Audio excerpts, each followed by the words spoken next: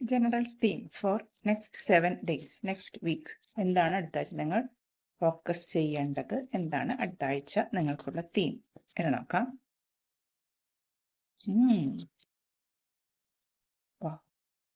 Page of pentacles ആണ് മെയിനായിട്ട് സാമ്പത്തികമായ കാര്യങ്ങളിൽ ഒരു പുതിയ തുടക്കം, ഒരു പുതിയ സംരംഭകത്വം, ഇതൊക്കെയാണ് പേജ് ഓഫ് പെന്റക്കിൾസ് സൂചിപ്പിക്കുന്നത്.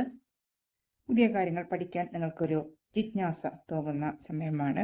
പുതിയ നോളജ് അല്ലെങ്കിൽ പുതിയ സ്കിൽ അത് നേടാൻ വേണ്ടി ഒരു ഉത്സാഹം അല്ലെങ്കിൽ ഒരു ആകാംക്ഷ നിങ്ങൾക്ക് ഉണ്ടാവും. പുതിയ ഓപ്പർച്യൂണിറ്റീസ്, സാധ്യതകൾ, അത് സാമ്പത്തിക കാര്യത്തിൽ, പേഴ്സണൽ ഡെവലപ്മെന്റിൽ, ജോലിയിൽ, ഇതെല്ലാം നിങ്ങൾക്ക് വരും. പിന്നെ കുറച്ചും കൂടി നിങ്ങൾ പ്രാക്ടിക്കൽ ആവുന്നുണ്ട്, കുറച്ചും കൂടി ഡീറ്റെയിൽ ഓറിയന്റഡ് ആവുന്നുണ്ട്. നിങ്ങളുടെ ഭാവിക്ക് വേണ്ടി ഒരു ശക്തമായ അടിത്തറ പണിത് ഉയർത്താൻ നിങ്ങളിപ്പോൾ ശ്രമിക്കുന്നുണ്ട്. പുതിയ തുടക്കങ്ങൾ തീർച്ചയായും ഉണ്ട്. ഒരു സെൻസ് ഓഫ് പർപ്പസ് നിങ്ങളിൽ ഉടലെടുക്കുന്നുണ്ട്. ഇങ്ങനെ ആയാൽ പോരാ, ഒരു പുതിയ എന്തെങ്കിലുമൊക്കെ ചെയ്യണം, ലൈഫിൽ എന്തെങ്കിലുമൊക്കെ ആയിത്തീരണം എന്നുള്ളൊരു വിശ്വാസം അല്ലെങ്കിൽ ഒരു താല്പര്യം ശക്തമായിട്ട് വരും.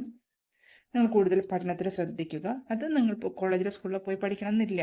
നിങ്ങൾക്ക് പഠിക്കണമെന്ന് വിചാരിച്ചു കഴിഞ്ഞാൽ നിങ്ങൾക്ക് ലൈബ്രറികളെ ആശ്രയിക്കാം, അതുപോലെ ഇന്റർനെറ്റിനെ ആശ്രയിക്കാം.